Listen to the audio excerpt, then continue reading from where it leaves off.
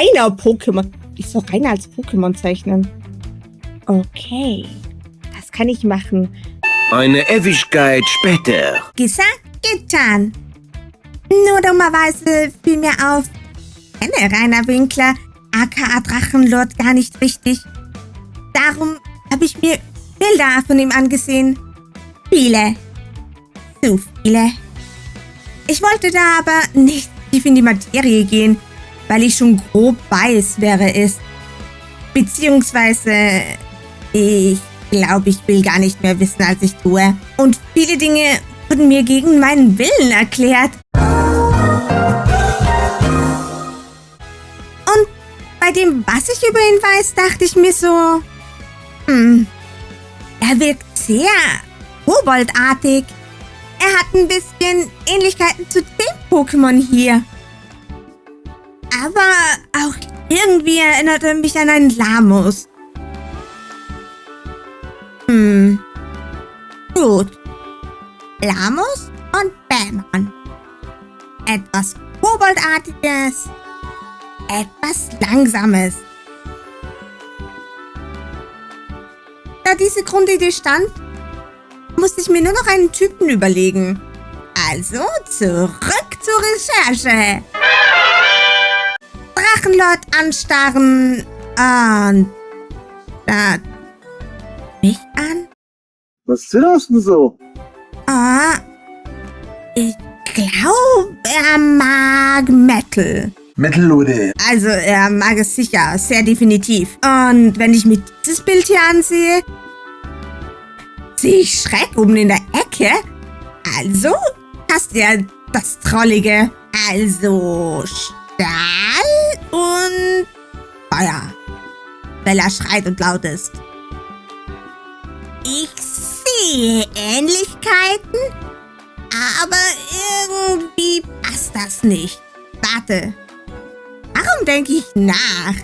Er ist eindeutig ein Feentyp. Er ist etwas Trollhaftes. Was Ogerhaftes. Ein Troll. Also Fee und Stahl. Okay, let's go. Nach einer kurzen Aufwärmphase geht es los mit den Shapes vom Drachenlord. Ich versuche hier nur die Grundformen zu erfassen. Es geht nicht darum, dass ich ihn 1:1 abmale. Zum Beispiel, sein Kopf ist kleiner im Verhältnis zu seinem Körper. Er ist eher rund, hat kleinere Augen, eine dominante runde Nase, einen Bart. Und auf dem Bild sieht es so aus, als würde er viel Wert auf seine Haare legen. Oder? Mein erster Versuch war, Bämon mit den Futures einen Drachenlord zu machen. Also genau das, was ich gerade erfasst habe, auf meine Zeichnung zu übertragen. Kombiniert mit ein bisschen Lamus. Aber er sah im Endeffekt nach keinem Pokémon aus.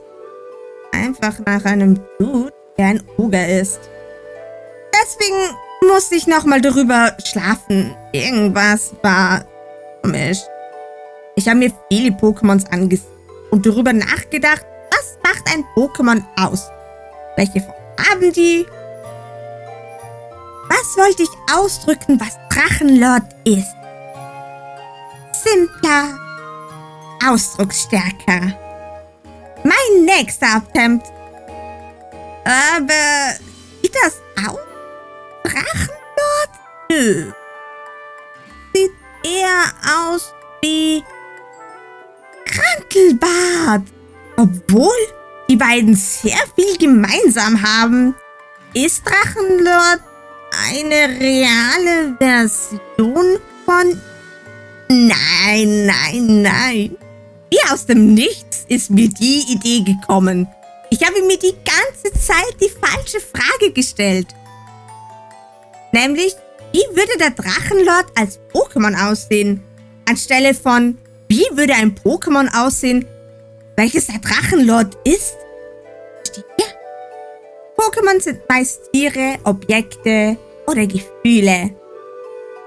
Welches Gefühl gibt Drachenlord den Leuten? Einfach. Unbehagen. Sie machen sich zudem über ihn lustig. Er geht auf diese Provokation ein. Er ist seit Jahren Zielscheibe des Internets und musste sehr, sehr viele Dinge über sich ergehen lassen. Natürlich hat er auch komische und fragwürdige Dinge gemacht in seinem Leben. Aber ist das wirklich eine Rechtfertigung, so einen Menschen zu behandeln?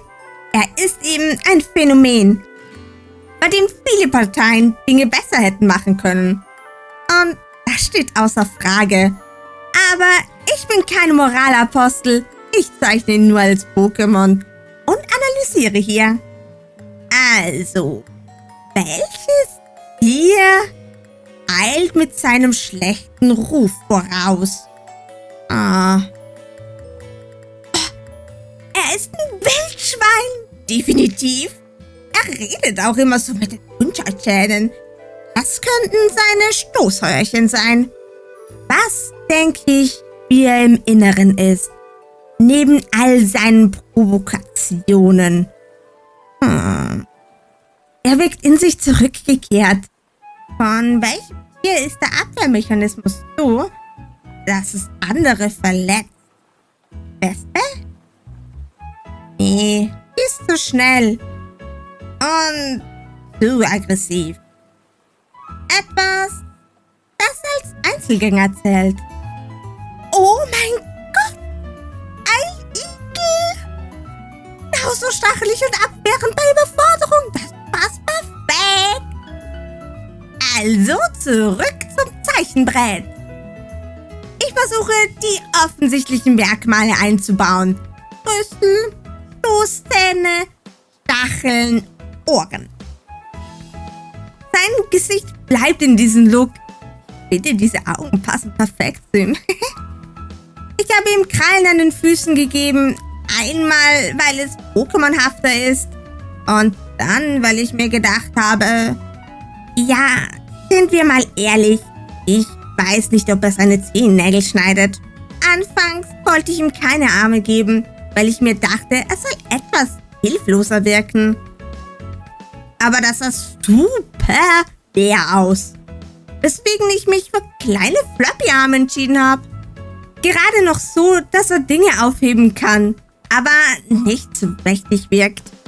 Seine Haare wurden diese überspitzten Stachel, wo ich mir bis zum Schluss dachte, dass ich die aus Metall machen will.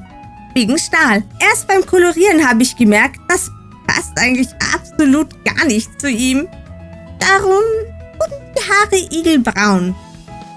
Was auch zum Straßenköter blond passt. Damit ich akkurat in der Pokémon-Farblinie bleibe, habe ich mir einfach ein paar Farben von anderen Pokémon ausgeliehen. Ja, ich weiß, ich bin ein Cheater. Das Rosa war, weil viele, natürlich nicht alle, aber wirklich sehr, sehr viele ältere Feen-Pokémon rosa sind.